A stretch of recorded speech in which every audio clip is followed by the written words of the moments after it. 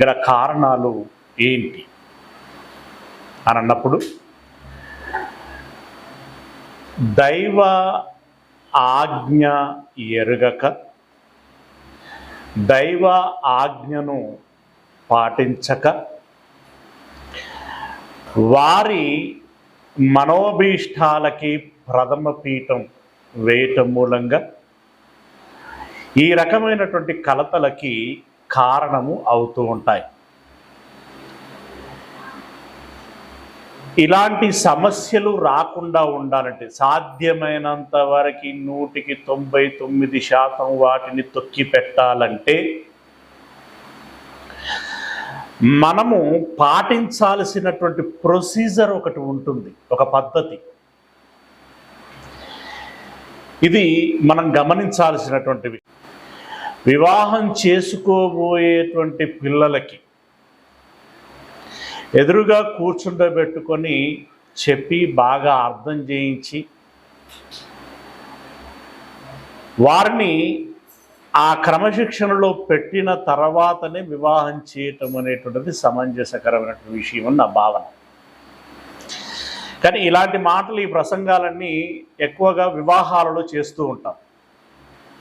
కానీ వివాహాలలో వధూవరులు పెద్దగా దాని మీద దృష్టి పెట్టే అవకాశం ఉండదు. ఎక్కడో ఒకళ్ళు ఇద్దరు వింటారు కావచ్చు.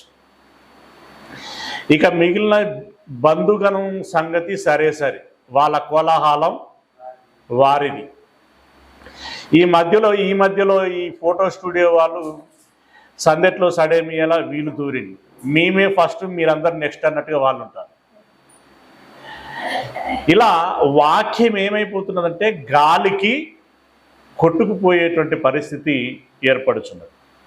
ప్రేమించాలి అని అంటే మీరేం చెప్పగలరు? దేవుడు, ఓకేనా? దేవుడు. ఒక పరిసయ్యుడు అడుగుతాడు, అయ్యా ధర్మశాస్త్రములోని ప్రథమమైన లేదా ముఖ్యమైన ఆజ్ఞ ఏదయ్యా అని అంటాడు. అంటే అప్పుడు యేసయ్య చెప్తారు, అలా ఇలా చెప్పరు, పూర్ణ ఆత్మతోనూ పూర్ణ హృదయముతోనూ పూర్ణ మనస్సుతోనూ నీ తండ్రి అయినటువంటి దేవుణ్ణి ప్రేమించవలెననున్నదియే అని అంటారు. ఇది ఫస్ట్ చేయాలి, మనం చేయాలి. ఎందుకంటే ఇది తెలుసు మనకి, కానీ దాన్ని పాటించే సమయానికి ఇది జ్ఞాపకం రాదు. అదొక మిస్పరిజం లెక్క జరిగిపోతూ ఉంటుంది.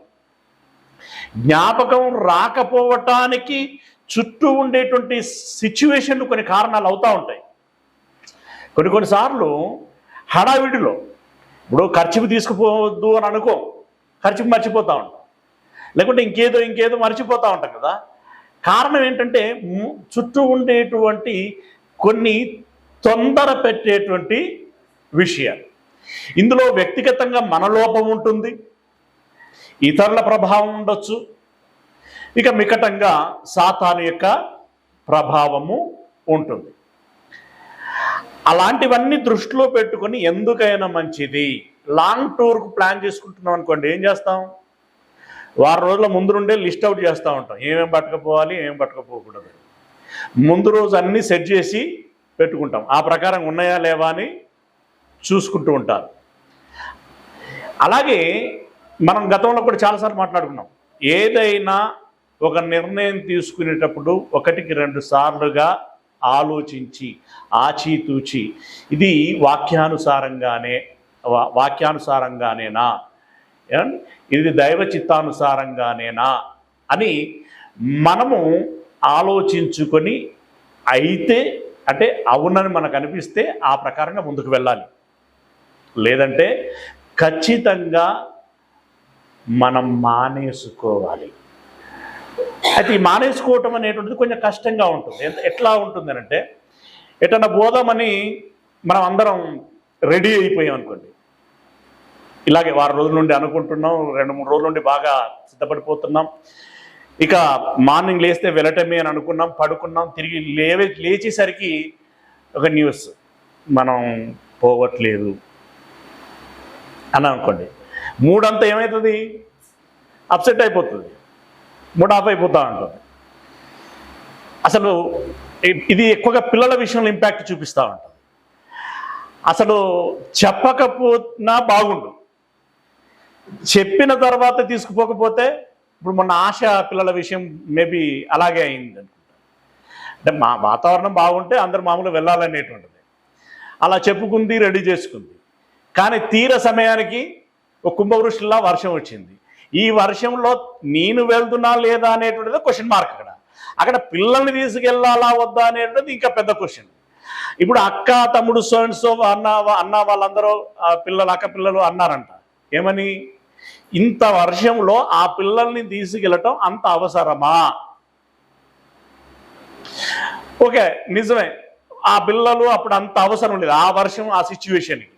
కానీ ఇప్పుడు వాళ్ళని వద్దన్నాం అనుకో, అసలు ఈమెను పోనిస్తారా? వెళ్ళనివ్వరు. అంటే కొన్ని సందర్భాలు కొన్ని రకాలుగా మనల్ని ఏం చేస్తూ ఉంటాయంటే ఇరుకుల్లో పెడుతూ ఉంటాయి. అయినా ఏది సమంజసకరమైనటువంటి నిర్ణయం అవుతుందో ఆ నిర్ణయం ఖచ్చితంగా తీసుకోవలసిందే. మనకు బాధ అనిపిస్తుందా? ఇతరులు బాధపడతారా? ఏడుస్తారా? వాళ్ళు ఏడ్చినా సరే వారి క్షేమం కోసం, మనందరి క్షేమం కోసం అని చెప్పి కొన్ని నిర్ణయాలు ఖచ్చితంగా తీసుకోవలసిందే. ఓకే, దేవుని ఆజ్ఞను, దేవుని మొదటి ఆజ్ఞను నెరవేర్చేటువంటి ప్రయత్నం చేయండి. ఇక రెండవ విషయం ఏం చెప్పాడు అంటే, మీరు నన్ను తప్ప వేరొక దేవుణ్ణి ఆరాధించకూడదు లేదా పూజించకూడదు. ఎక్కడ ఉంటుంది చెప్పగలరా? ఈ మాట ఎక్కడ ఉంటుంది? ఏమండి? నిర్గమకాండము 20వ అధ్యాయం 3వ వచనములో ఉంటుంది. నన్ను తప్ప వేరొకరిని మీరు పూజించకూడదు. అదే సీక్వెన్సీలో మరొక మాట మనకు కనబడుతూ ఉంటుంది. అదే సీక్వెన్సీలో మనకు మాట కనబడుతుంది. ఏంటి ఆ మాట? ఒకసారి చూడండి.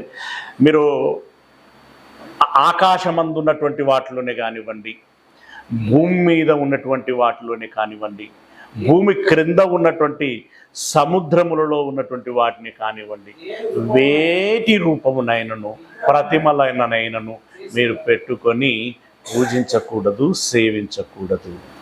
రైట్. దీనంతట్లో ఆయన చెప్పదలుచుకున్నటువంటి మాట ఏంటంటే, నన్ను మాత్రమే మీరు పూజించాలి. అసలు మనం కొన్నిసార్లు డెప్త్లోనికి వెళ్ళం, తెలుసా? డెప్త్లోనికి వెళ్ళం. నేను ప్రేమ గురించి డెప్త్ చెప్పాను మీ గతంలో. నన్ను మాత్రమే మీరు ప్రేమించాలి అని దేవుడు అన్నాడు అనంటే ఏంటి, దేవుడికి ఇంత స్వార్థమా అనేటువంటి ప్రశ్న సహజంగా వస్తుంది అని చెప్పేసి మాట్లాడుకున్నాం. దానికి సమాధానం ఏంది అనేటువంటిది కూడా మాట్లాడుకున్నాం. నన్ను తప్ప, అంటే నన్ను మాత్రమే ప్రేమించాలి, నాకంటే ఎక్కువగా ఎవరిని ప్రేమించకూడదు అన్నటువంటి మాటలోని అంతరార్థము ఏమని చెప్పుకున్నాం? నన్ను ప్రేమించటం అంటే ఏంటి? ఇప్పుడు ఇందాక మనం చదువుకున్నటువంటి మత్తయి సువార్తలో ఏమన్నాడు? నిన్ను వలె నీ పొరుగు వారిని ప్రేమించుటయు మొదటి ఆజ్ఞ వంటిదే అని అన్నాడు. అలాగే 25వ అధ్యాయంలోకి వెళితే ఏముంటుంది? ఆకలైనటువంటి వాడికి అన్నం పెట్టు, మిక్కిలి అల్పలైనటువంటి వారిలో వారికి దాహాన్ని తీర్చు, వారికి వస్త్రాన్ని ఇవ్వు, వారి రోగమును నయం చేయించు, ఇంకా ప్రతి విషయంలో పరామర్శించు అని ఈ రకంగా ఉంటాయి కదా, అవునా? అవి చేస్తే, అంటే వారిని అలా ప్రేమిస్తే ఎవరిని ప్రేమించినట్టు అని చెప్పాడు? నన్ను ప్రేమించినట్టు అని చెప్పాడు. ఇప్పుడు నన్ను ఎక్కువగా ప్రేమించండి అన్నటువంటి దాంట్లో ఇప్పుడు దేవుని అవసరాలు తీరుతున్నాయా? దేవుని పిల్లల అవసరాలు తీరుతున్నాయా? దేవుని పిల్లల అవసరాలు తీరుతున్నాయి. అంటే ఇక్కడ ఇందులో స్వార్థం లేదు కదా. జనాల క్షేమాన్ని కోరే ఆ మాట చెప్పటం అనేటువంటి జరిగింది. ఇప్పుడు నన్ను మాత్రమే ఆరాధించాలి, నన్ను మాత్రమే పూజించాలి అనేటువంటి మాటలోని అర్థం ఏంటి అసలు?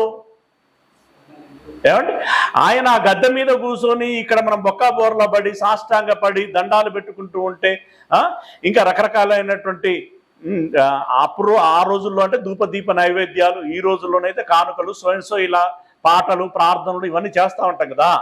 అంటే ఇవన్నీ చూస్తూ చూస్తూ ఆయన ఆనందిస్తాడా అంటే ఆయన ఆనందము మనం ప్రార్థిస్తే, ఆయన ఆనందం మన మోకాళ్ళ మీద ఉంటే, ఆయన ఆనందం మన ఏదో కానుక వేస్తే ఆనందించేంత అల్పమైనటువంటి వాడా?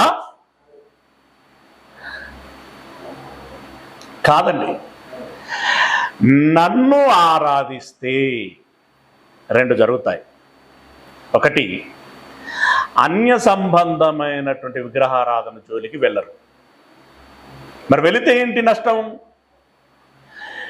బోలెడంత నష్టం. అవి గత పాఠాలలో మనం మాట్లాడుకున్నాం. ప్రమాదకరం, అత్యంత ప్రమాదకరం. అదొకటి తప్పుతుంది. రెండవది, నన్ను ఆరాధించటం అంటే దాని అర్థం ఏంటో తెలుసా? ఉదాహరణకి, సరే ప్రసంగం విషయం అలా ఉంచండి, మిగిలిన సమయాల్లో నా మీద గౌరవం మీకు ఉందనుకోండి, నేను మాట్లాడేది మీరు ఏం చేస్తారు? ముందు వింటారు కదా. అది సమంజసకరమైతే చేస్తారు. నా మీద గౌరవం ఉంటుంది, దయచేసి నన్ను గౌరవించండి అని నేను అన్నాను అనుకోండి, దాని అర్థం ఏంటన్నమాట? ఇప్పుడు యాక్చువల్గా అది. అంతేగాని నన్ను ఏదో అందలం ఎక్కించండి, నన్ను ఇంకా కొంచెం ఎత్తుపీట వేసి నిలబెట్టండి, నాకు దండ వేయండి, షాల్ వేయండి అని కాదు. నిజంగా చెప్పనా, షాల్వాలంటే నాకు పెద్దగా నచ్చదు. అంటే ఎందుకు నచ్చదు అనేటువంటి, మళ్ళీ అన్నకి ఇట్లాంటి ఇదే అన్న దగ్గర వచ్చిన గొడవ అనేటువంటిది కూడా ఉంటుంది. నా విషయం చెప్తున్నాను నేను. దానివల్ల ఒక 100 రూపాయలు ఖర్చే తప్ప దాని వలన ప్రయోజనము లేదు. అంతకంటే ఎక్కువగా గౌరవించుకోవచ్చు మనం, అంతకంటే ఎక్కువగా సన్మానించుకోవచ్చు. ఉదాహరణకండి, మిగిలిన సమయాలలో అన్న చెప్పినటువంటి మాట వినకుండా ఏదో ఒక సమయంలో అన్నకు షాలో కప్పేవనుకో, ముచ్చట. దానివలన ఇప్పుడు దేవుడు రెండింటిని గమనిస్తూ ఉంటాడు కదా. దేవుడు గమనించటం అలా ఉంచండి. ఇప్పుడు మనము వ్యక్తిగతంగా మనం ఆలోచించుకున్న మన మనస్సాక్షి దాన్ని సమ్మతించగలదా? సమ్మతించలేదు.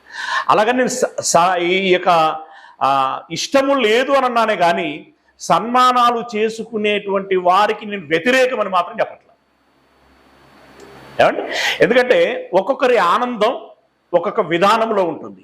ఈ ఆనందాన్ని నేను ఎలా సపోర్ట్ చేస్తానంటే, వాక్యానికి విరుద్ధం కానంత వరకు ఆనందించవచ్చు. అందులో ఏ సమస్య లేదు, క్వశ్చనింగ్ ఏమి లేదు, రైట్? కాకపోతే ప్రాధాన్యత పరంగా అనేటువంటిది ఒక్కొక్కరికి ఒక్కో రకంగా ఉంటుంది.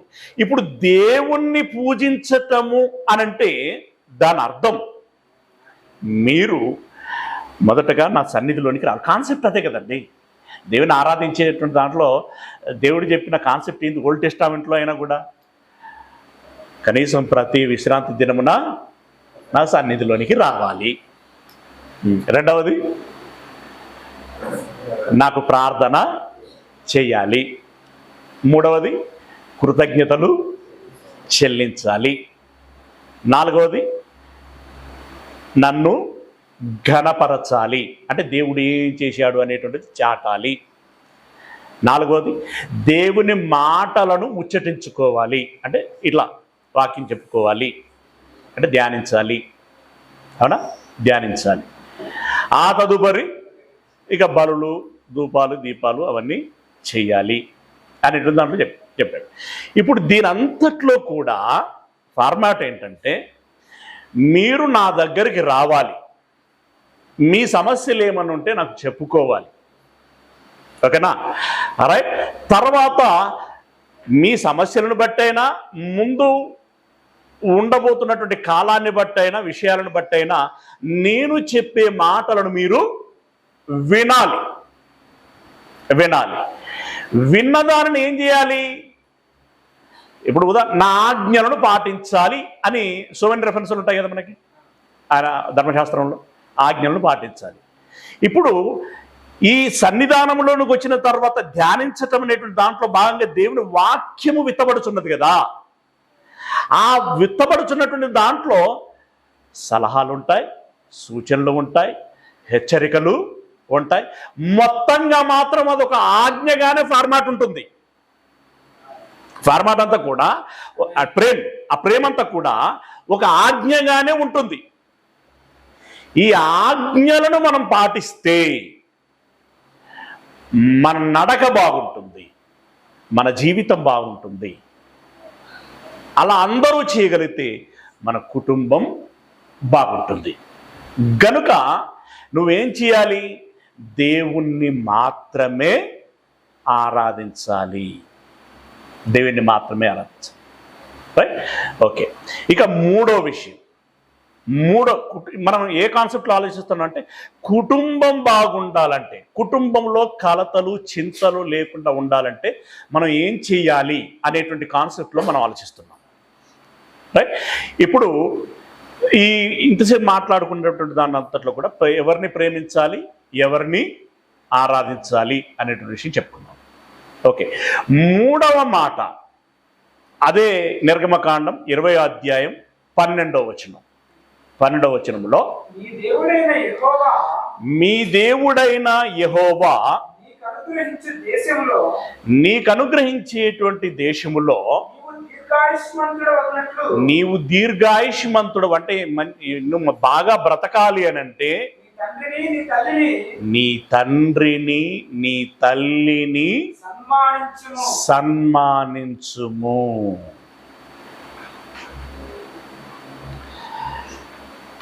అసలు సన్మానించటం అంటే ఏంటి? మీకు తెలిసిన మాటల్లో చెప్పండి, ఒకరిద్దరు చెప్పండి. ఎవరన్నా? గౌరవించటం, ఇంకా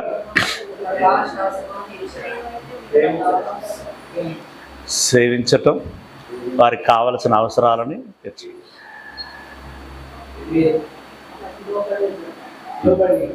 లోబడి ఉండటం. కోర్స్ ఇవన్నీ రైట్. ముఖ్యంగా స్ట్రైట్గా రెండు మాటలు చెప్పుకోవాలంటే, సన్మానించటం అంటే తల్లిదండ్రుల మాట వినటం, తల్లిదండ్రులకు మనం ఏం చెయ్యాలో, ఏం చేయటం ధర్మమో అది చేయాలి. ఇది తల్లిదండ్రులను సన్మానించడం. అంతేగాని ఈ షష్ఠి పూర్తులని ఇవన్నీ అవన్నీ చాలా అట్టహాసంగా చేస్తూ ఉంటారు. మళ్ళీ మిగిలిన సమయాల్లో చిత్తు కాగితం లెక్క తీసేస్తుంటారు. ఇది కరెక్ట్ కాదు. అంటే లోకం చూడనేమో ఈ కార్యాలు చేస్తూ ఉంటారు, ఇక రోజువారీ జీవితంలో ఏమో అసలు వారిని పట్టించుకునేటువంటి పరిస్థితి ఉండదు. ఇక్కడ ఈ సన్మానించటము అనేటువంటి దాంట్లో ఇప్పుడు మనం ఇందాక మాట్లాడుకున్నట్టుగా వారి మాట వినటం, రెండవది వారికి ఏదైతే చేయాల్సినటువంటి అవసరం ఉంటుందో అది చేయటము, మనం ఏం చేయాల్సి ఉంటుందో అది చేయటము అని చెప్పుకున్నాం కదా. వారి మాటలు వినాలి అనన్నా, వారికి చేయవలసింది చేయాలన్నా, ఇక్కడ సెంటర్ ఆఫ్ ది క్యారెక్టర్ ఏంటి? ప్రేమ. అసలు ప్రేమ లేకుండా నువ్వు మాట వినలేవు. ప్రేమ లేకుండా వారిని నీవు అంటే సన్మానించటం మీన్స్ వారిని ఇందాక మనం చెప్పుకున్నట్టుగా వారికి చేయవలసింది చేయలేవు. అంటే సన్మానం అనేటువంటి పదములో అంతర్లీనంగా ఏం దాగి ఉన్నది? ప్రేమ. మన మ్యారేజ్లో మన మహేందర్ ఒక సమాధానం చెప్తే, పాస్టర్ గారు బైబిల్లో ఎక్కడున్న చూపించగలవా అని చెప్పి కొంచెం హార్ష్గా మాట్లాడడం జరిగింది. నాకు బాధేసింది. పాపం తమ్ముడు కరెక్టే చెప్పాడు. ఈయనేమో అంటే ఈయన ఏం చూస్తున్నాడు అనమాట, అక్షరార్థంగా చూస్తున్నాడు ఆయన. That is not right. ఆ సన్మానంలో అంతర్లీనంగా ప్రేమ ఉంటుంది. నీ భార్యను ప్రేమించుమనేటువంటిది అక్షరాలలో ఉంది. ఇంకా చెప్పాలి అనంటే ఇక్కడ ప్రేమ అనేటువంటిది అందులో అంతర్లీనంగా ఉన్నది అనంటే, ప్రేమ అనేటువంటి పదము యొక్క కొంచెం పరాకాష్ఠని పెంచుతున్నాడు సన్మానంలో. మీరు అర్థం చేసుకోవాల్సినటువంటి విషయం. కొన్ని పదాలకి దాని తీవ్రతను పెంచేటువంటి పదాలు ఉంటాయి కదా, అలా ప్రేమ అనేటువంటి దాని తీవ్రతను పెంచుతూ చెప్పినటువంటి మాట సన్మానించుడి. ఏమండి, ఇప్పుడు తల్లిదండ్రులను పట్టించుకోకపోవటం మూలంగా ఇంట్లో ఏమైనా కలతలు వస్తాయా? ఏమైనా ఇబ్బందులు వస్తాయా? రావా? డెఫినెట్గా వస్తాయి. కనుక తల్లిదండ్రులను పట్టించుకోవాలి. కోడళ్ళైతే అత్తామామలని పట్టించుకోవాలి. ఎందుకంటే నీ భర్త నీ శిరస్సు. నీ భర్త మా అమ్మ నాన్నని బాగా చూసుకోవాలని అనుకుంటున్నాడు కాబట్టి నీ బాధ్యత ఏంటి? నా శిరస్సు ఆశయాన్ని నేను నెరవేర్చాలి. గనక నా అత్తామామలని నేను బాగా చూసుకోవాలి. నా తల్లిదండ్రుల వాళ్ళే చూసుకుంటా అనేటువంటిది కూడా పోల్చుకోకూడదు. ఎందుకు తెలుసా? ఏమో తల్లిదండ్రులను చూసుకునే వాళ్ళు కూడా ఉన్నారు. నా తల్లిదండ్రులను చూడను కనుక నా అత్తమామలను కూడా నేను చూడను అనేటువంటి విధానము ఉంటాయి కదా కొన్ని. ఆ రకంగా కాదు. దేవుడు చెప్పాడు సన్మానించాలి. గనుక భర్త భార్య ఇద్దరూ కలిపి ఆ పెద్దలని సన్మానించుకోవాలి. ఓకే, ఇది అంటే వ్యక్తుల పరంగా క్యారెక్టర్ల పరంగా చూసుకుంటూ వస్తే రెండో విషయం అని చెప్పవచ్చు. రెఫరెన్స్ల ప్రకారంగానూ పాయింట్ల ప్రకారమేమో 3 పాయింట్లు వచ్చింది. బట్ వ్యక్తుల ప్రకారంగానే ఆలోచించుదాం. దేవుని గురించి ఒకటి మాట్లాడుకుందాం. ఇప్పుడు తల్లిదండ్రుల గురించి మరొకటి మాట్లాడుకుందాం. ఇక ఆ తదుపరి ఎవరి గురించి మాట్లాడుకుందాము అనంటే ఆదికాండము. ఇవన్నీ మనకు బాగా తెలిసినవే, కానీ అవి స్పృశించుకోవటం అనేటువంటి చాలా ఇంపార్టెంట్. ఆదికాండము 2వ అధ్యాయము 21వ వచనం. ఆదికాండం 2వ అధ్యాయము 21వ వచనం. అప్పుడు దేవుడైన యెహోవా ఏం చదువుతున్నావు? నిన్న వచనం కరెక్టేనా? 21. ఓకే, అక్కడ ఉంది విషయము. ఇక కొంచెం లాంగ్ ఉంటుంది అక్కడ. కిందికి 24లోనేమో కొంచెం నేరుగా ఉంటుంది చూడండి. డైరెక్ట్ 24 కాబట్టి పురుషుడు తన తండ్రిని తన తల్లిని విడిచి. ఇది కొంచెం తీవ్రంగా అంటే తీసుకుంటున్నటువంటి విషయం. రెండవది, అది నెగిటివ్ రోల్లో తీసుకుంటున్నటువంటి విషయం చాలా మందిలో జరుగుతున్నటువంటి. అంటే పెళ్ళయిందంటే అమ్మా నాన్నల మీద అంత కాన్సన్ట్రేషన్ అవసరం లేదు, కేవలం ఫోకస్ అంతా భార్య మీదనే ఉండాలి, నువ్వు భార్య చుట్టే తిరగాలి అన్నంత లోతుల్లోకి వెళుతున్నారు. బోధలు కూడా అలా జరుగుతున్నాయి. ఇక్కడ తల్లిదండ్రులను విడిచి అని అంటే దాని అర్థం ఏంటి? పెళ్ళి అనంటే ఎప్పుడు జరుగుతుంది? యుక్త వయస్సు. యాక్చువల్ దానికి ఒక మెజర్మెంట్ ఉంది. యాజ్ పర్ బైబిల్లో అనంటే దానికి ఒక మెజర్మెంట్ ఉంది. అన్ని క్రాసులే కదా ఇప్పుడు మనకి, క్రాసింగ్లే. యుక్త వయస్సులో వివాహం జరగాలి. యుక్త వయస్సు అంటే ఏంటి? లాజికల్గా మెచ్యూరిటీ కదా, మానసిక వికాసం. మానసికంగా అంటే స్వతహాగా ఆలోచించగలిగి ఏది మంచి ఏది చెడు అని తెలుసుకొని నిర్ణయం తీసుకోగలిగేటువంటి వయస్సు అది. ఆ వయస్సు వచ్చేంత వరకు ఎవరి ఆధీనంలో ఉండాలి నీవు? అది నీ తల్లిదండ్రుల ఆధీనంలో ఉండాలి. నీ తల్లిదండ్రులు చేయమన్నదే నువ్వు చేయాలి. ఈవెంతో ఇప్పుడు చట్ట ప్రకారం కూడా 18 సంవత్సరాల లోపు నువ్వు బ్యాంకుకి వెళ్ళి డబ్బులు డ్రా చేసుకునే వెసులుబాటు కూడా నీకు ఉండదు. ఇక ఏటీఎం పట్టుకపోతా అంటే అది వేరే విషయం. ఓకే, అవునా? ఈ అకౌంట్ తీయాలన్నా కూడా వాళ్ళు ఏమడుగుతారు? నీ గార్డియన్స్ ఎవరు, నీ పేరెంట్స్ ఎవరు, ఇవన్నీ ఉంటాయి. అవునా? కాబట్టి ఈ 18 అనే నెంబర్ అనేటువంటి మళ్ళీ వివిధ కంట్రీలలో వివిధ రకాలుగా ఉంది. కాబట్టి నేను అందుకే యుక్త వయస్సు అని చెప్తున్నాను, లేదా మెచ్యూరిటీ ఏజ్. అప్పటి వరకు నువ్వు ఎక్కడ ఉండాలి, ఎవరి ఆధీనంలో ఉండాలి, ఎవరి ఆలనా పాలనలో నువ్వు ఉండాలి, ఎవరి ఒడిలో నీవు ఉండాలి, ఎవరి కనుసన్నలో నీవు ఉండాలి అని అంటే నీ తల్లిదండ్రుల కనుసన్నల్లో నువ్వు ఉండాలి. అది నువ్వు నీ తల్లిదండ్రులతో కలిసి ఉండటము అని అంటారు. కలిసి అంటే ఇక ఈ స్వతహాగా నిర్ణయాలు తీసుకునేటువంటి పరిస్థితి లేదు కాబట్టి కలివిడిగా తల్లిదండ్రులు చెప్పినట్టుగానే తల్లిదండ్రుల ఆలోచనలో భాగంగానే నువ్వు ఉండాలి, ఉండాలి. అది అక్కడి విషయం. ఇక యుక్త వయస్సు వచ్చిందంటే పెళ్లికి వెళ్ళిపోతున్నావు, అవునా? పెళ్లికి వెళ్ళిపోయేటప్పటికీ ఇప్పుడు నీవు స్వతంత్రంగా ఆలోచించగలిగే శక్తి వస్తుంది కాబట్టి ఇప్పుడు నీకు తల్లిదండ్రుల మీద డిపెండెన్స్ అనేటువంటిది అవసరం లేదు. అంటే ప్రతి దాన్ని తల్లిదండ్రులను అడిగే నిర్ణయం తీసుకోవాలి అనేటువంటిది ఏమీ లేదు. అంటే గౌరవప్రదంగా కొన్ని ప్రాముఖ్యమైనటువంటి విషయాలను నువ్వు అప్రోచ్ అయ్యి మాట్లాడుకోవటం అనేటువంటిది నీకు అడ్వాంటేజ్, అది ఉపయోగించుకో. కానీ ఇక్కడ అంత వాంటెడ్ అనేటువంటిది ఉండదు. అంటే ప్రతి చిన్న విషయానికి డిపెండ్ అయ్యేటువంటి పరిస్థితి ఉండదు. ఏమంటే నాకు కొంచెం నవ్వు వస్తూ ఉంటుంది. నేను చిన్నప్పుడు అంటే నాకు కొంత స్పృహ అంతా బాగానే తెలుసు, అప్పుడు ఎక్కడికి వెళ్ళాలో ఏం వెళ్ళాలో తెలియదు.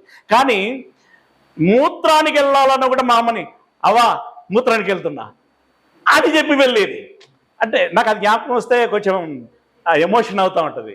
అంటే అంత బాగా, అంత క్లోజ్గా, అంత అండర్స్టాండింగ్ తోటి తల్లిదండ్రులు అంటే అంటే మూత్రానికి వెళ్ళాలన్నా కూడా అమ్మని అడిగి వెళ్ళాలి అనేటువంటి ఆ వినయం ఉంది చూడండి.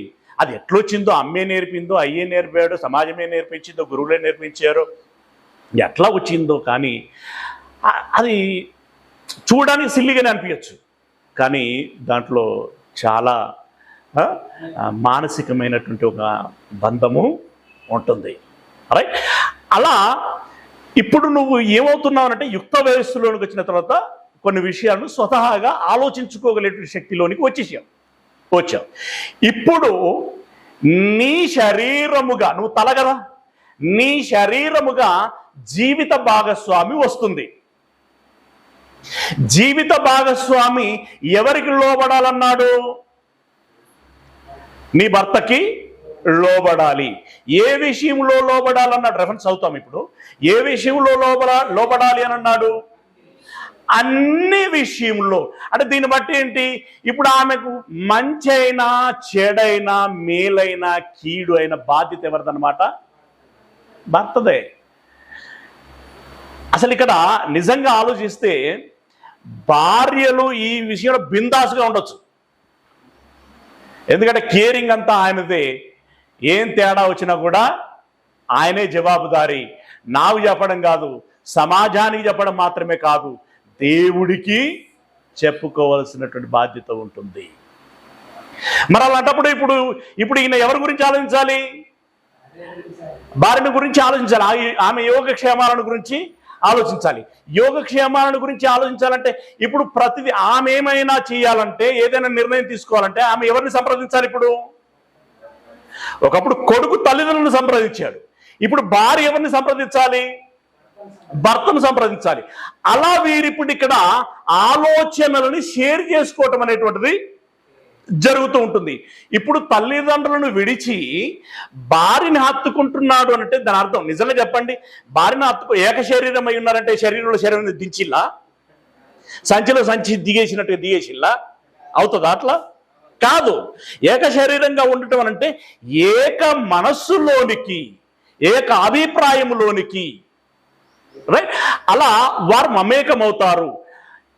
ఒకప్పుడు అమ్మ కూచిగా ఉన్నటువంటి కొడుకు ఇప్పుడు స్వతహాగా ఆలోచించగలిగి ఆ ఆలోచన భార్య యోగక్షేమాల విషయంలో కూడా వాడగలగాలి.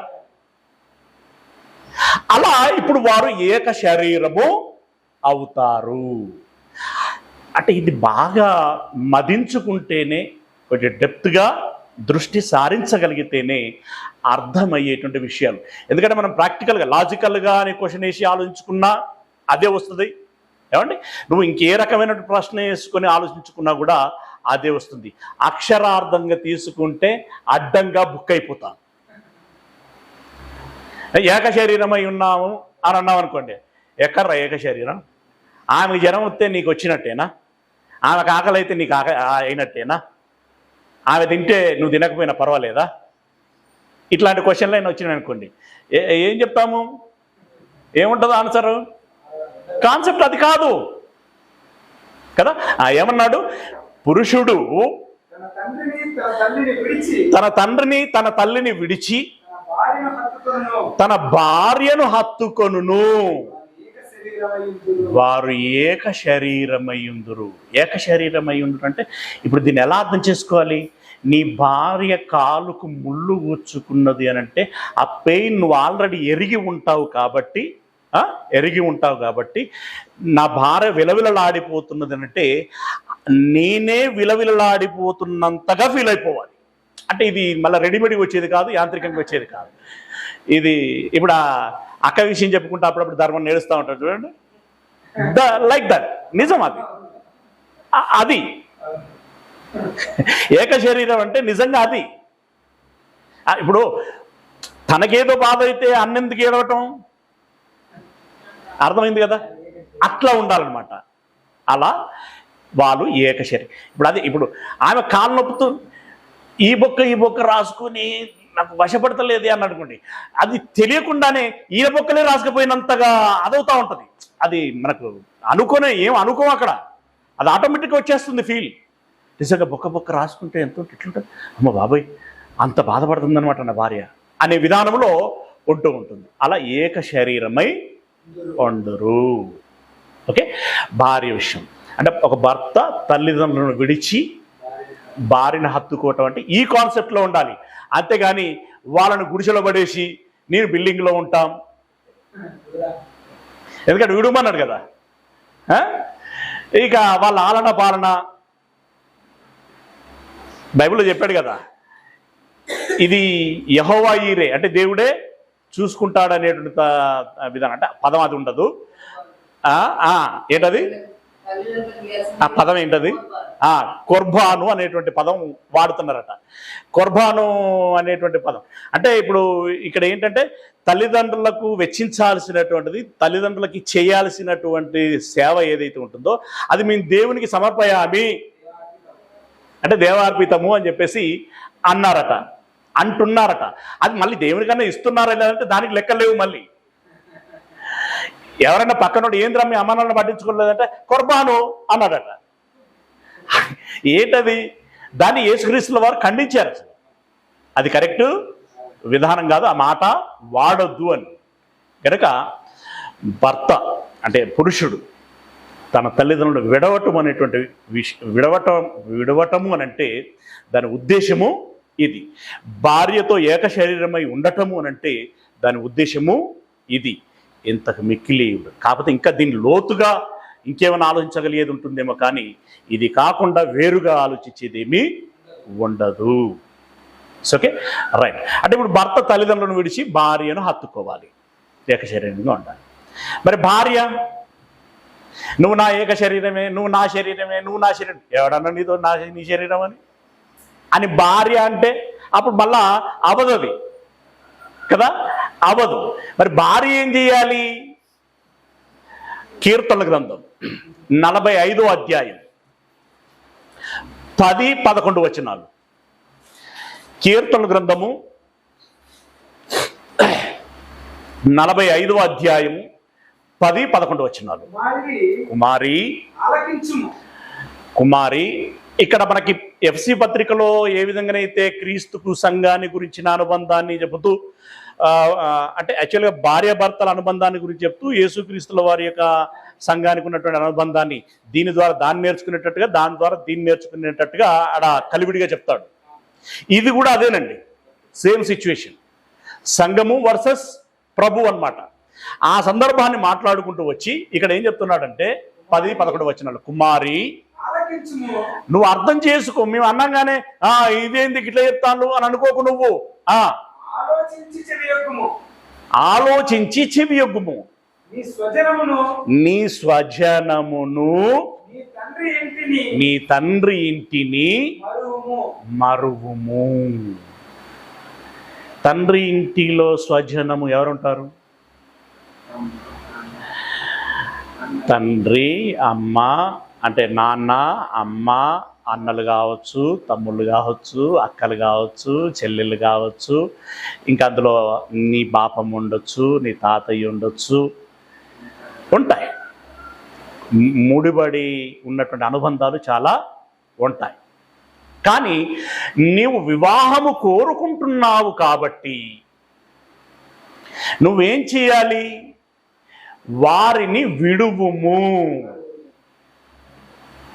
మరువు మీన్స్ విడువుము అంటే ఇప్పుడు తల్లిదండ్రులను విడువడం పురుషునికి ఏ రకమైనటువంటి విషయం అయితే చెప్పబడిందో ఆ రకంగానే ఇక్కడ ఈ అమ్మాయికి కూడా చెప్తున్నాడు, నీ తండ్రి ఇంటిని నీ స్వజనమును మరువుము అంటే మరి ఇప్పుడు దీన్ని ఎలా అర్థం చేసుకోవాలి? ఇప్పుడు అమ్మా నాన్నల మంచాన పడి తినడానికి తిండి లేక, తికాన లేక, రోగం వస్తే మందులు లేక, ఆ ఈగలు దోమలు వాడుతూ ఉంటే అలాగే ముక్కి చస్తున్నా కూడా దేవుడు నా తండ్రి ఇంటిని మరువమన్నాడు కాబట్టి నేను అటు మొక్కన చూడను. ఎందుకంటే కొంతమంది దైవాజ్ఞను బాగా పాటించేటట్టు ఉంటారు.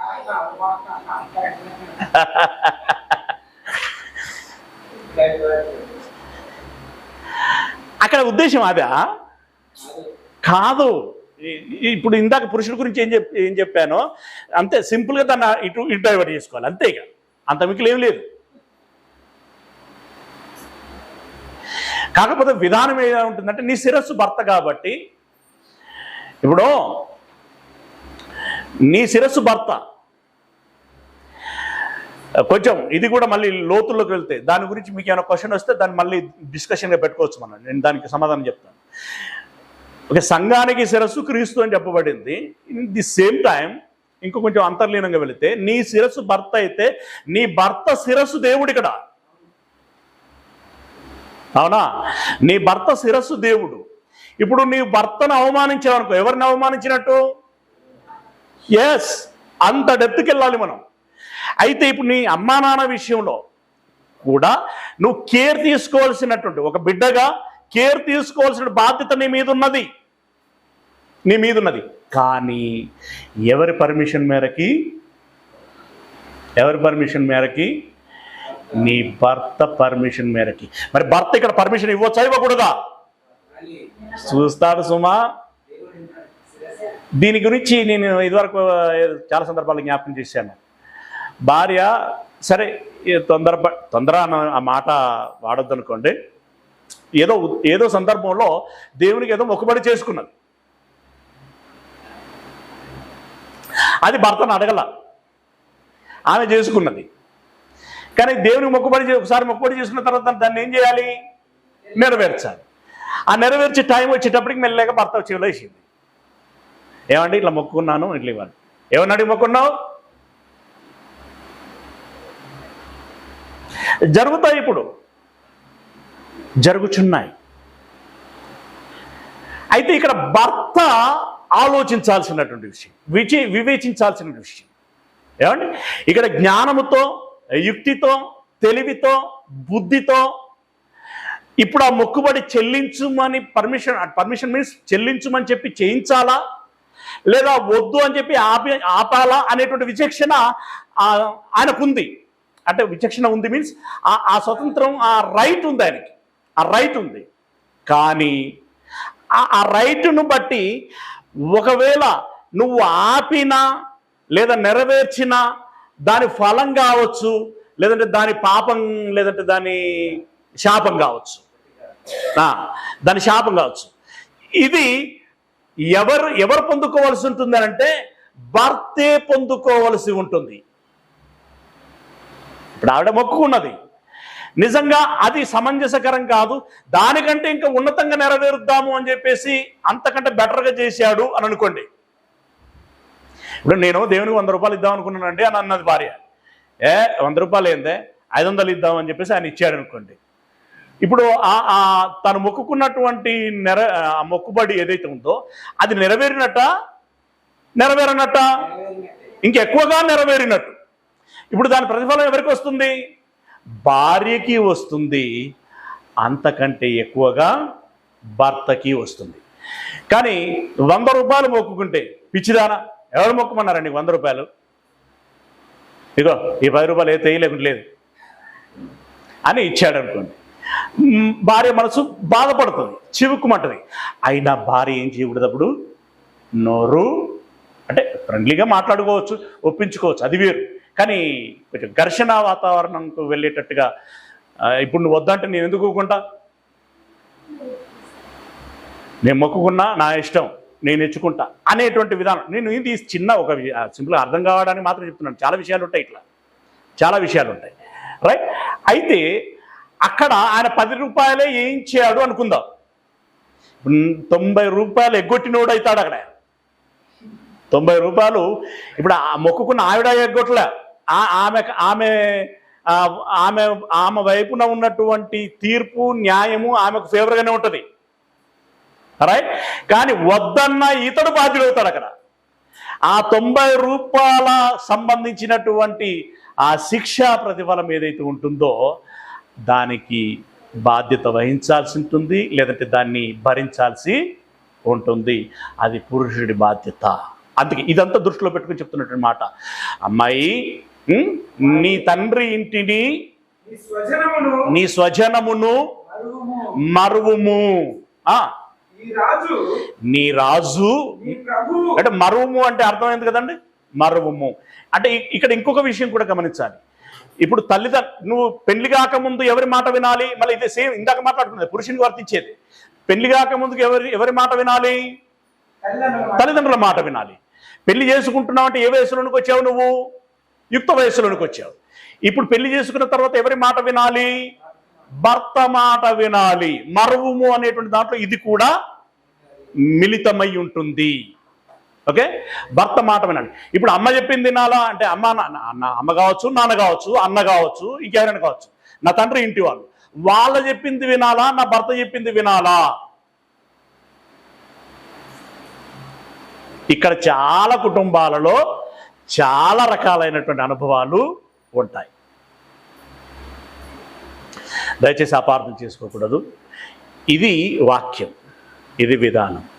భర్త మాట వినాలి. దాని ప్రతిఫలము మంచవుగాక చెడవుగాక బాధ్యత భర్తదే అవుతుంది.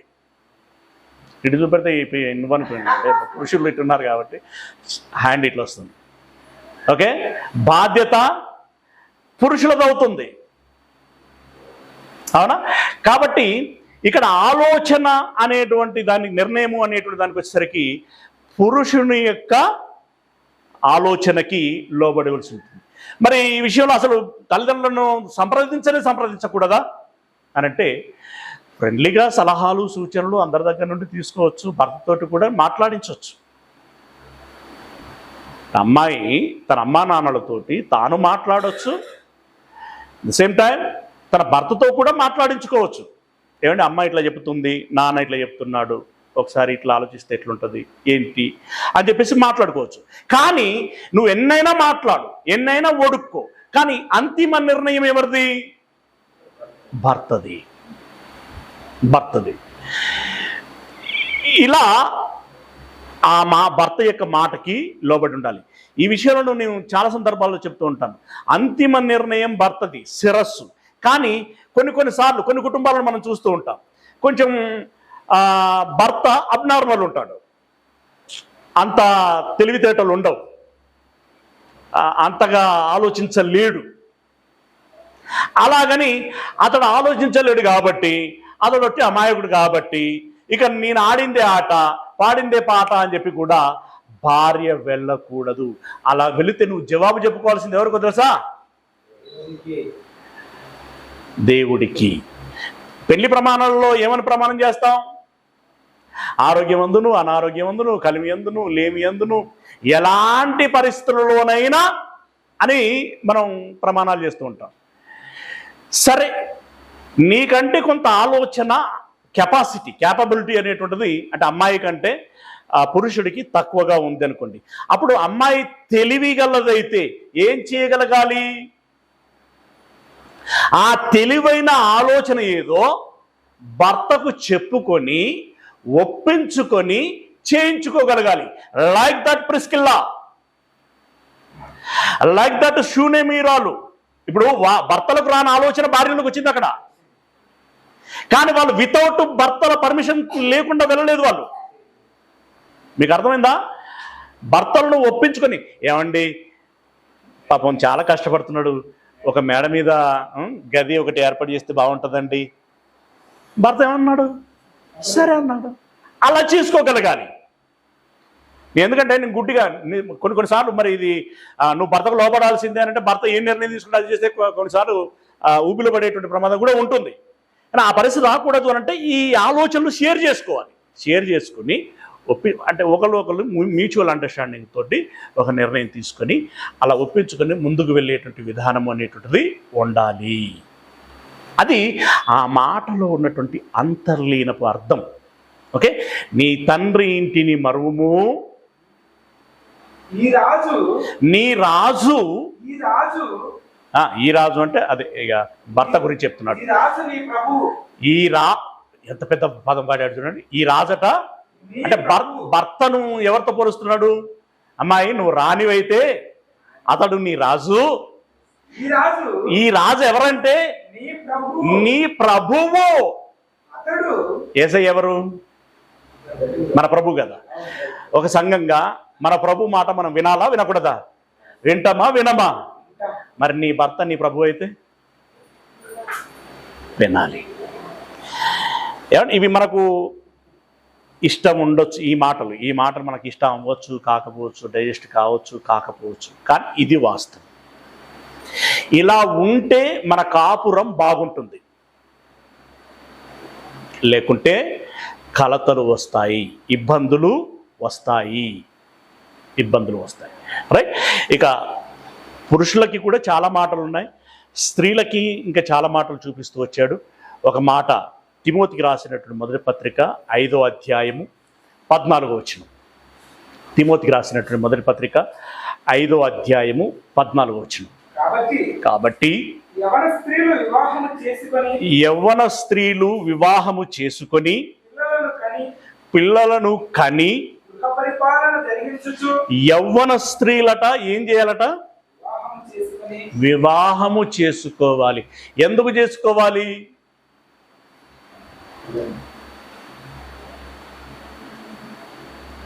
వివాహం ఎందుకు చేసుకోవాలి?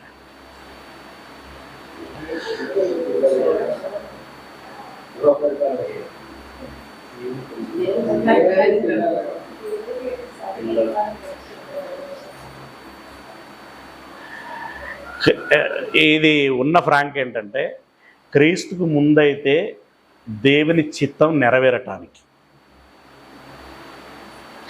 క్రీస్తుకు తదనంతరం అయితే ముఖ్యంగా అపోస్తలుల బోధ వచ్చేసరికి ఏంటంటే దేవుని చిత్తము నెరవేరటానికి, అలాగే వ్యభిచారము జరగకుండా లాగున అనేటువంటి పదం ఉద్దేశం ఏంటంటే నీ శరీర వాంఛ తీరటానికి అని అంటారు. కొంచెం పచ్చిగా ఉంటుంది మాట, కానీ అర్థం అది. ఇప్పుడు కొరంథీయులో రాసిన మొదటి పత్రిక 7వ అధ్యాయం 1వ వచనంలో ఏముంది ఒకసారి చదవండి. 7వ అధ్యాయం 1వ వచనంలో, ఈ పేజీని అలాగే ఉంచండి. రైట్. 7వ అధ్యాయం 1వ వచనంలో ఏముంటుంది? మీరు రాసిన వాటి విషయము స్త్రీని ముట్టకుండుట పురుషునికి మేలు అయినను జారత్వములు అంటే ఒక వాంఛ అనేది నిన్ను పొడుస్తూ ఉంటుంది కనుక జరుగుచున్నందున, అంటే ఆ పెరగటం మూలంగా ఈ జారత్వంలోని వెళుతున్నారు. అసలు ఇప్పుడు మద్యపానం నిషేధం చేద్దామని ఆ మధ్యలో చేశారు. చేస్తే ఏం జరిగింది? దానికంటే ఇంకెక్కువ తాగడం ప్రారంభించారు. ఎట్లా ప్రారంభించారంటే అప్పుడేమో ఎర్రమందు అంటే తెల్ల కళ్ళు తాగితే ఇప్పుడు ఏకంగా గుడంబాల బట్టీలో పెట్టి ఇట్లా ఆ రకం అనమాట. వెంటనే ఇలా జరిగేసరికి ఏం చేసిళ్ళు? అప్పుడు ఎన్టీఆర్ పీరియడ్లో ఏమో నిషేధం చేసిళ్ళు, చంద్రబాబు నాయుడు రాగానే దాన్ని ఓపెన్ చేసిండు. సరే, మళ్ళీ ఆయనకు కూడా ఇంటర్నల్గా వేరే వేరే ఆలోచనలు ఉన్నాయిలేండి, కానీ బయటికి కనబడింది మాత్రం అది అనమాట. అలాంటివి జరగకుండా ఉండాలి అని అంటే ఈ వ్యభిచారాలు సంథింగ్ ఏం పదం వాడాడు అక్కడ? జారత్వం అయినను జారత్వములు జరుగుచున్నందున ప్రతి వానికి సొంత భార్య ఉండవలయును, ఉండవలెను. ప్రతి స్త్రీకి సొంత భర్త ఉండవలయును. అంటే ఈ అధ్యాయంలో పౌలు గారు చాలా విస్తృతంగా మాట్లాడతారండి. పెళ్లి చేసుకున్నటువంటి వాడు పెళ్లి చేసినట్టు తండ్రి గురించి చెప్తున్నాడు, చేస్తే మంచి చేశాడు, మేలు చేశాడు అన్నట్టుగా మాట్లాడుతుంటాడు. పెళ్లి చేయని వాడు అంతకంటే ఇంకెక్కువ మేలు చేశాడు అని చెప్పి మాట్లాడుతూ ఉంటాడు. అంటే నిజంగా నిగ్రహ శక్తి ఉండి, బ్రహ్మచారిగా అని అంటాం కదా, నిగ్రహ శక్తి ఉండి బ్రహ్మచారిగా ఉండి ఏ బాధర బందిరీలు లేకుండా ఉన్న సమయం అంతా శక్తి అంతా దేవుని పరిచర్యలో వాడబడగలిగితే అంతకంటే గొప్పవాడు మరెవరు లేరు. ఇది నిజం. కానీ ఇదిగో ఈ రకమైనటువంటి కలతలు అంటే నీవు డిస్టర్బ్ అయ్యేటువంటి పరిస్థితి ఉంది, తప్పులు పొరపాట్లు జరిగేటువంటి అవకాశం ఉంది. ఎందుకైనా మంచిది, అది కూడా ఒక జాగ్రత్త. ఎందుకంటే మొత్తమే పూలబడడం కంటే కొంత తప్పించుకునేటువంటి అవకాశం ఉంటుందన్నమాట. కాబట్టి నువ్వు వివాహం చేసుకున్నాడు. అలా భర్తకి సొంత భార్య ఉండాలి, భార్యకి సొంత భర్త ఉండాలి. ఆ కాన్సెప్ట్లో ఇప్పుడు నువ్వు వివాహం చేసుకోవాలి. ఒకటి దేవుని చిత్తం, రెండవది నా ఇష్టం, నా అంటే ఇది కొంచెం పదాలు కొంచెం ఇబ్బందికరంగా ఉన్నాయి, నా కోరిక తీరటం కోసం అనేటువంటి ఈ ఆలోచనలు దృష్టిలో పెట్టుకొని నువ్వు వివాహం చేసుకోవాలి. అందుకే ఇక్కడ వాడిన పదం కూడా తిమోతి పత్రికలో ఏం వాడాడు అనంటే, యవన స్త్రీల గురించి మాట్లాడుతూ ఏమన్నాడు? యవన స్త్రీలు వివాహం చేసుకొని పిల్లలను కని గృహ పరిపాలన జరిగించుచు నిందించుటకు విరోధికి అవకాశము ఇయ్యకుండవలయునని కోరుచున్నాను. ఇలా ఎన్ని విషయాలు చెప్పాడు? ఓకే, వివాహం చేసుకో. ఆ వివాహం చేసుకున్న తర్వాత ఏం చేయాలి? పిల్లలను కనాలి, నెంబర్ 1. రెండవది గృహ పరిపాలన జరిగించాలి. మరి ఎప్పుడు మాట్లాడుకుంటూ వస్తున్నాం, కుటుంబాన్ని సంరక్షించాల్సినటువంటి బాధ్యత ఎవరిది అనంటే భర్తది. ఇది తిమోతి పత్రికలోనే చెప్పాడు 3వ అధ్యాయంలో. పక్కనే ఉన్నావా? పక్కనే ఉంటే చదవండి. 3వ అధ్యాయము ఎంత?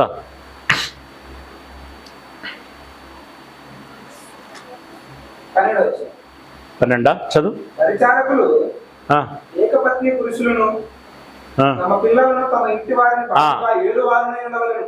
తమ పిల్లలను తమ ఇంటి వారిని బాగుగా ఏలువారునై ఉండాలి. బాగుగా ఏలటం అంటే సింపుల్ వర్డ్లో చెప్పాలంటే వాళ్ళ బాగోగులు నువ్వు చూసుకోవాలి. ఏ కొరత రానివ్వకూడదు.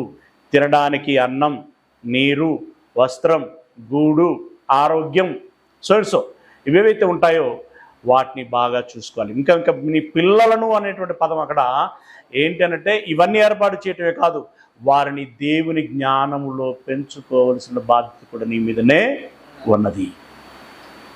అయితే నువ్వే నేరుగా కూర్చొని బైబిల్ నేర్పిస్తావా, నీ భార్యకు చెప్పి నీ భార్య ద్వారా నేర్పిస్తావా?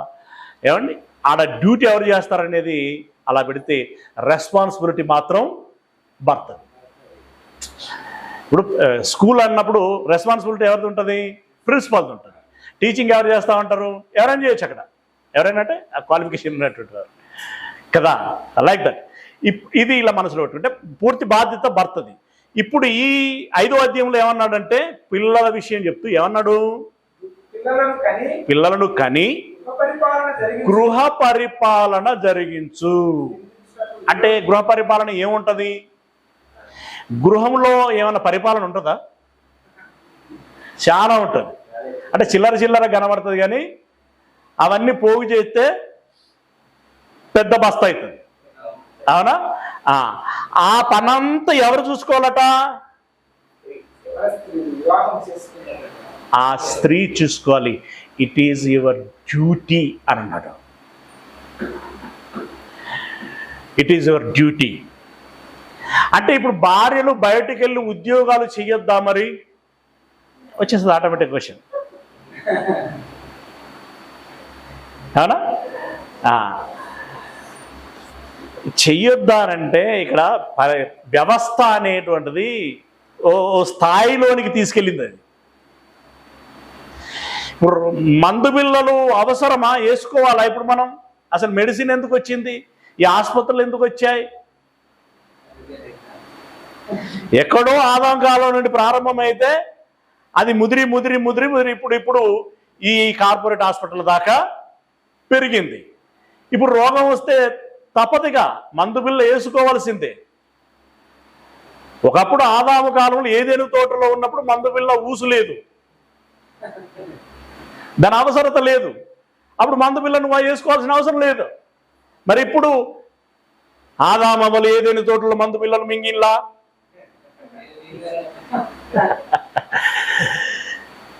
ఇప్పుడు మనం మింగొచ్చా? ఇదంతా అవసరం, మింగాల్సిందే, మందు బిళ్ళ మింగాల్సిందే. మరి ఇప్పుడు భార్యలు ఉద్యోగం చేయొచ్చా అనంటే మనకి సామెతల గ్రంథం 31 తీయకండి, ఇది మీరు తర్వాత చదువుకోవచ్చు, మీరు ఇది చదివి ఉంటారు కూడా. ఆ 31వ అధ్యాయంలో ఒక స్త్రీ గురించి చెప్తా ఉంటాడు. మీకు వచ్చిందండి, అక్కడే ఉంటుంది. ఏముంటుంది? ఒక భార్య గుణవతి అయినటువంటి దొరుకుట అరుదు, అట్టిది ముత్యము కంటే. ఇక్కడ ఏ గుణం గురించి మాట్లాడాడో తెలుసా? ఏ గుణం గురించి మాట్లాడాడో తెలుసా? ప్రియులరా, భర్త ఆ అధ్యాయం అంతట్లో కూడా భర్త సంపాదించే పొజిషన్లో లేడు. ఈ కారణాలు ఏంటో చెప్పలేదు మనకు. అక్కడ హ్యాండిక్యాప్డ్ అయ్యాడా, బలహీనుడయ్యాడా, ఏజ్ బార్ అయ్యాడా, ఏమైందో ఆయన సంపాదించే పొజిషన్లో లేడు. మరి ఇప్పుడు కుటుంబం ఎట్లా అని అంటే ఆమె ఆలోచించుకొని నడుముకు గుడ్డగట్టుకునే బలం తెచ్చుకొని బయటికి వెళ్ళి ఇక చేయవలసిన పనులన్నీ చేసిందట. కుట్లు కుట్టిందట, అంటే పెందల కాడనే లేచేదట, ఆ కుటుంబానికి కావాల్సినటువంటివన్నీ సిద్ధపరిచేదట. బయటకు వెళ్ళి ఆ పనులు చేసుకొచ్చేది, ఇంట్లో ఉండి ఈ పనులు చేసేది, ఎక్కడ ఏ కొదవ రాకుండా చూసుకునేదట. ఏమనేదట తెలుసా? ఏమండి, ఆ నలుగురు మాట్లాడే దగ్గరికి వెళ్తున్నావు, మంచిగా వెళ్ళండి, మంచి పంచ కట్టుకోండి, మంచి అంగీ వేసుకోండి, ఇది ఒక కండవ నేనే నేసాను కొత్తది, ఇది భుజం మీద వేసుకోండి, దర్జాగా వెళ్ళాలి మీరు, మీరు నా యజమాని, మీరు అక్కడ తలెత్తుకొని ఉంటే నేను తలెత్తుకున్నట్టు అంత వివరణ ఉంటుందండి అక్కడ. అంటే ఇప్పుడు ఏంటి? ఇప్పుడు భర్త అంటే విషయం చెప్పలేదండి, ఆయన సంపాదిస్తలేడు. అది కారణం ఏంటనేది మనం మాట్లాడుకోలేము. ఆయన సంపాదించటం లేదు. అట్లాని భర్త లేజోడు, చెడ్డోడు, మూర్ఖుడు అట్లాంటివి కూడా ఏం లేదు, అట్లాంటివి కూడా లేదు అక్కడ. అయితే ఈమె అలా పనులు చేస్తూ తన భర్తని ఒక గౌరవనీయమైన స్థానంలో చూడాలి అని అనుకుంటున్నది. అలా ఆ సమయాలను బట్టి భార్యలు పని చేయవలసినటువంటి ఆవశ్యకత అక్కడ కనిపిస్తే తప్పకుండా చేసుకోవచ్చు. But with your husband permission. Yes, దీన్ని ఏమంటారండి? పితృస్వామ్యం అనకపోతే మళ్ళీ మహిళా సంఘాలు లేస్తాయి. ఎంతకాలం ఈ ఏంటది పురుషుల అహంకారం, పెత్తనం, ఆధిపత్యం, వారు ఈ వివరణ, ఈ దైవజ్ఞానము ఇదంతా లేదు కాబట్టి వాళ్ళు అలా నేరుగా మాట్లాడేస్తారు. కొన్ని సంఘటనలు పురుషులు కూడా అంత దురహంకారంతో స్త్రీల మీద అలా వ్యవహరిస్తారు కాబట్టి చూసిన సంఘటనలు బట్టి వాళ్ళకి ఎమోషన్ వస్తుంది, వాళ్ళ పరిస్థితుల్లో వాళ్ళు మాట్లాడతారు. కానీ లోతుగా ఇలా విశదీకరించుకొని మాట్లాడగలిగినప్పుడు రైట్, ఈ రకంగా భార్య భర్తకు లోబడి ఉండాలి, భర్త దేవుడికి లోబడి ఉండాలి. పరోక్షంగా ఇప్పుడు భార్య ఎవరికి లోబడినట్టు అవుతుంది? దేవుడికి లోబడినటువంటిది అవుతుంది. కనుక గృహ పరిపాలన గృహ పరిపాలన జరిగించుచు గృహ పరిపాలన జరిగించుచు నిందించుటకు విరోధికి అవకాశం నిందించుటకు ఇయ్యకుండా విరోధికి అవకాశము ఇయ్యకుండవలయునని కోరుచున్నాను. భర్త ఏదో పని మీద బయటకు వెళ్ళొచ్చిండు. వచ్చేసరికి అన్నం వండలేదు, ఇల్లు ఉడవలేదు, ఎక్కడ ఇడిచిన బట్టలు అక్కడే ఉన్నాయి. ఏం చేస్తుంది ఆవిడ అంటే పక్కింటి ఆవిడతో ముచ్చట పెడతారు. ఇప్పుడు భర్త సహజంగానే ఏం చేస్తాడు? ఆ పరిస్థితుల్లో భార్య మీద అరుస్తాడు. కోపం అంటే ఊరికనే అంటే ఒక్కొక్కరిది ఒక్కొక్క రకంగా వెల్లడి చేస్తూ ఉంటారు. వాళ్ళ కోపాన్ని ఒక్కొక్కరు ఒక్కొక్క రకంగా ఎక్స్ప్రెస్ చేస్తూ ఉంటారు. ఇప్పుడు అక్కడ ఏం చేసినవే, ఏం మామూలు చేసినవే అని బజార్లోనే అరిచాడు అనుకోండి. ఆ ఎమోషన్ ఒక్కొక్కరి అంటే అలా మాట్లాడొచ్చా భర్త అంటే మాట్లాడకూడదు. అఫ్కోర్స్ నువ్వు ఎక్కడ మాట్లాడుకోవాలో అక్కడ మాట్లాడుకోవాలి. అలా పబ్లిక్గా మాట్లాడుకోవచ్చా లేదంటే ఇప్పుడు అది కూడా ఆయన ఆలోచించుకోవాల్సిన విషయం. అయితే ఇప్పుడు ఒకవేళ మాట్లాడాడే అనుకో, ఇప్పుడు అలా మాట్లాడడానికి అవకాశం ఇచ్చింది ఎవరవుతారు? భార్య అవుతుంది. ఇప్పుడు వీళ్ళిద్దరు అరుచుకుంటే మూడో వ్యక్తి మాట్లాడుకుంటారు. ఏదో చర్చ అంటారు, బైబిల్ అంటారు, ప్రార్థన అంటారు, దేవుడు అంటారు, పరిశుద్ధత అంటారు, ఇదంటారు అదంటారు. ఎట్లా మాట్లాడుకుంటాను వాళ్ళు, ఎట్లా గొడవ పడతాను చూడు అని అంటే ఇప్పుడు ఎవరికి అవకాశం ఇచ్చినట్లయింది? సరే మూడో వ్యక్తి అంటే మూడో వ్యక్తి వెనకాల ఒక మహాశక్తి ఉంది, సాతాను. అదే చెప్తున్నాడు. నేను ఉదాహరణ చెప్పిన ఇట్లాంటి సంఘటనలు చాలా ఉంటాయి. విరోధికి అవకాశము ఇయ్యకుండవలయునని. ఇక్కడ యవ్వనము అనేటువంటి పదప్రయోగం చేసినప్పుడు ఇది కూడా వస్తుంది. ఇప్పుడు కొంతమంది చాలా కోణాలలో ఆలోచించాల్సి ఉంటుంది. ఈ మధ్యలో ఈ పెళ్లిళ్ళ వ్యవస్థ కూడా రద్దు అవుతుంది తెలుసా? రద్దు అంటే అఫీషియల్ కాదు, అన్అఫీషియల్గా. నిన్ననో మొన్న పేపర్లో చూశానండి. జపాన్లో పెళ్లిళ్ళు వద్దు, ఒకళ్ళ రెస్పాన్సిబిలిటీ ఒకరు మోయాల్సిన అవసరం లేదు, ఫ్రెండ్స్గానే ఉందాం, పిల్లలు కావాలనుకుంటే కందాం. అర్థమైంది? అంటే ఇట్లా ఎట్లా జరుగుతుందో చెప్పి ఇప్పుడు ఇది పెళ్లి వద్దు, భార్య బరువు భర్త మోయాల్సిన అవసరం లేదు, భర్త బరువు భార్య మోయాల్సిన అవసరం లేదు, పిల్లల్ని మాత్రం కందాం. ఇద్దరు పుడితే నీకోడు నాకు.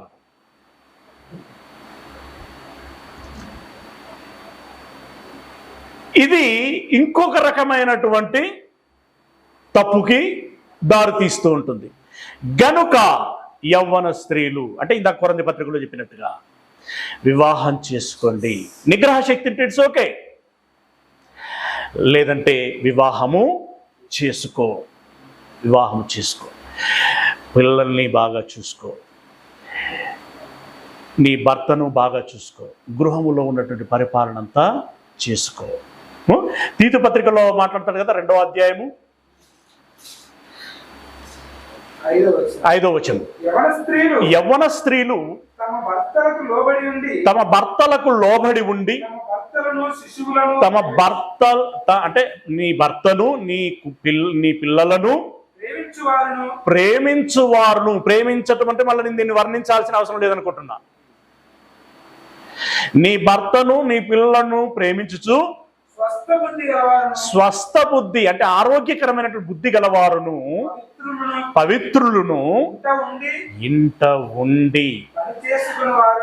బైబిల్ చెబుతున్నటువంటి ప్రాధాన్యత క్రమంలో చెబుతున్నది ఏంటంటే, నాకు అర్థమైనటువంటి దానిలో ముందు స్త్రీ నీ గృహములో ఉన్నటువంటి బాధ్యతను ముందుగా నిర్వర్తించేటువంటి ప్రయత్నం చేయి. డ్యూటీ అనేటువంటిది సెకండరీ ప్రియారిటీ. ఇంట్లో పనులను ఎక్కడెక్కడ పెట్టొస్తా, బయట మాత్రం నౌకరు చేసేస్తా, తర్వాత భర్త చేస్తాడు, లేకుంటే నౌకరు గాలం పెట్టకుండా. నువ్వెంత నౌకరిని పెట్టినా ఒక భార్య స్థానాన్ని ఎవరు ఫుల్ఫిల్ చేయలేరు, ఒక తల్లి స్థానాన్ని ఎవరు ఫుల్ఫిల్ చేయలేరు. మీరు ఎన్ని వీడియోలు చూడలేదండి? కాబట్టి నీ ఇంటిలో నీ పాత్రలను పోషించు అని అన్నాడు. ఏమన్నాడు మళ్ళీ? స్వస్థ బుద్ధి గలవారును పవిత్రులను ఇంట ఉండి పని చేసుకుని వారును మంచి వారునై ఉండవలనని. మంచి వారునై అనేటువంటి దానికి నిర్వచనం చెప్పగలరా?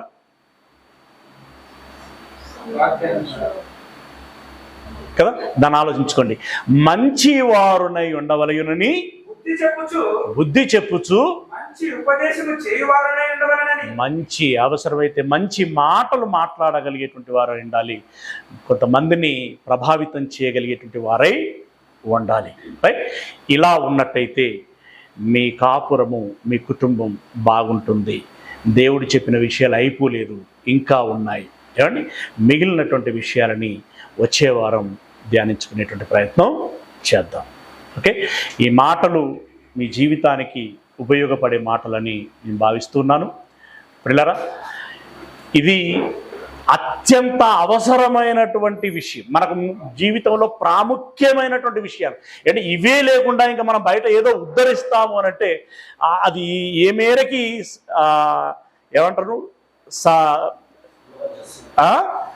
సమ్మతించేటువంటి విషయము కాదు, సమ్మతకరమైనటువంటిది కాదు. ముందు ఇది మనము ఇంప్లిమెంటేషన్ చేసుకోవాలి. ఏమండి? ఇది మనము ఆచరించుకోగలగాలి, ఇది మనము ఎక్స్పీరియన్స్ చేసుకోగలగాలి. ఆ పిమ్మట మిగిలినటువంటి వారి విషయంలో ఏం చేయాలో ఆలోచించుకొని ముందుకి సాగాలి. కనుక ప్రతి కుటుంబానికి, పెళ్లి కానటువంటి వారికి, ఈ రోజుల్లో పెళ్లి అయినటువంటి వారికి కూడా అత్యంత ముఖ్యమైనటువంటి విషయాలు పాఠము ఇది. కనుక మొదటి భాగం ఈ రోజు ఉన్నటువంటి సమయాన్ని బట్టి ఆలోచించుకోగలిగేటువంటి విషయాలను మనం ఆలోచించుకున్నాం. మిగిలిన విషయాలు ఉన్నాయి తండ్రి, ఇంకా చాలా ఉన్నాయి, చాలా ప్రాముఖ్యమైనవి ఉన్నాయి. అవి దేవుని చిత్తమైతే వచ్చే వారం తెలుసుకునేటువంటి ప్రయత్నం చేద్దాం. ఓకేనా? God bless you.